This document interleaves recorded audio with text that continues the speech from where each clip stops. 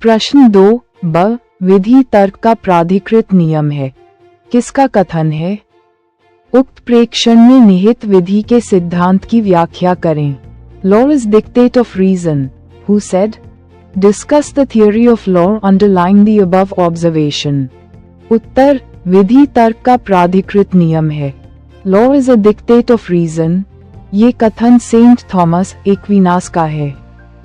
Saint Thomas Aquinas 1226-1274 प्राकृतिक विधि के संदर्भ में saint Thomas Aquinas St. Thomas Aquinas का योगदान उल्लेखनीय है।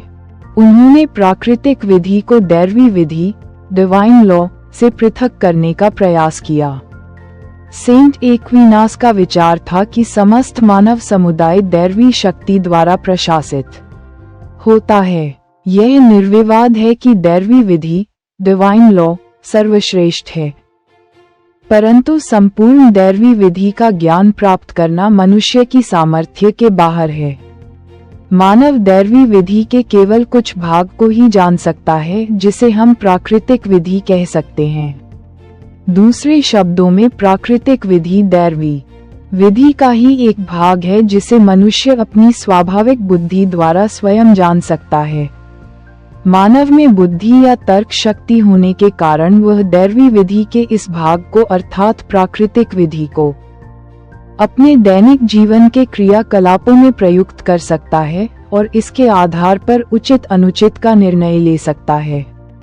मनुष्य द्वारा निर्मित सभी विधियां प्राकृतिक नियमों पर ही आधारित हैं।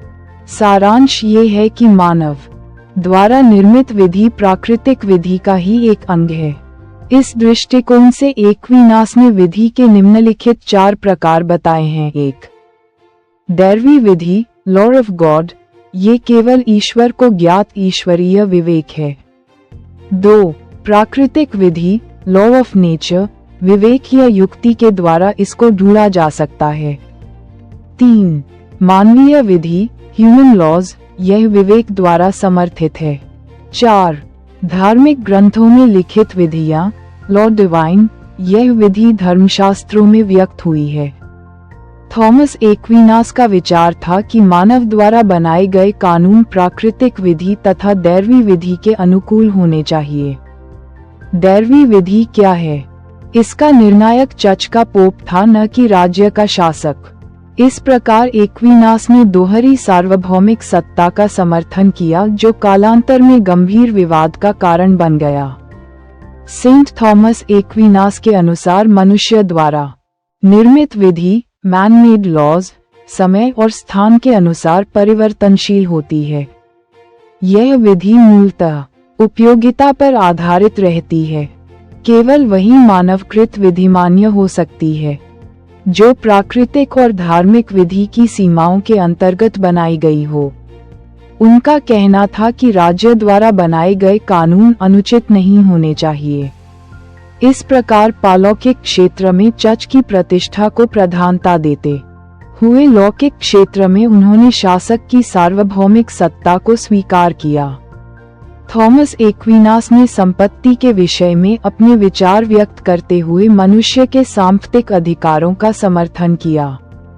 उनका विचार था कि संपत्ति का अर्जन उचित है, क्योंकि मनुष्य स्वयं के लिए प्राप्त वस्तुओं के प्रति अधिक जागरूक रहता है, जबकि संयुक्त संपत्ति की सुरक्षा के प्रति उतना सजग नहीं रहता। मनुष्यों के बीच संपत्ति का विभाजन वस्तुओं की उपादेयता में वृद्धि करता है। संपत्ति प्राप्ति से मनुष्य को संतोष सैटिस्फैक्शन मिलता है, जो शांति व्यवस्था स्थापित करने में सहायक होता है। थॉमस एक्विनास के अनुसार मनुष्य में संपत्ति के कारण अमीर गरीब का भेदभाव उत्पन्न होना स्वाभाविक है, परंतु उनका कहना था कि किसी भी व्यक्ति को संपत्ति से पूर्णतः वंचित नहीं रखा जाना चाहिए। संपत्ति का उपयोग केवल प्राप्तकर्ता के लिए ही नहीं, वरन सभी के हित में किया जाना चाहिए। थॉमस एक्विनास ने अरस्तु द्वारा प्रतिपादित न्याय की संकल्पना का समर्थन करते हुए अभिकथन किया कि न्याय का अनुसरण एक आदत के समान है, जो मानव कृत्य एवं अनुभव के आधार पर विकसित होती रहती है।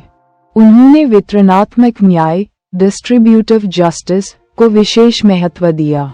उनके अनुसार न्याय एक ऐसा सद्गुण, वर्च्यू, है जिसका मानव द्वारा आपस में एक दूसरे के प्रति समव्यवहार में अनुपालन किया जाना अपेक्षित है। न्याय के अंतर्गत एक दूसरे के वैध अधिकारों के प्रति आदर दर्शाया जाना गर्भित रूप से समाविष्ट है। न्याय का राजनीतिक उद्देश्य प्रजाजनों को एक दूसरे से जोड़े रखना है ताकि वे आपसी सौहार्द से शांतिपूर्वक रह सकें।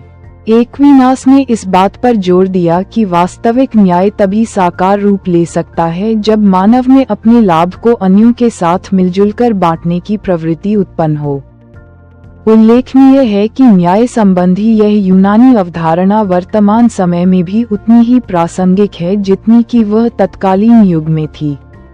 अतः स्पष्ट है कि प्राकृतिक विधि के प्रति संतुलित दृष्टिकोण अपनाते हुए मध्य युग महान दार्शनिक सेंट थॉमस एक्विनास ने चर्च एवं सम्राट, लौकिक एवं पालौकिक तथा के धनवान एवं धनहीन के बीच जो समन्वय स्थापित किया वह वास्तव में सराहनीय है।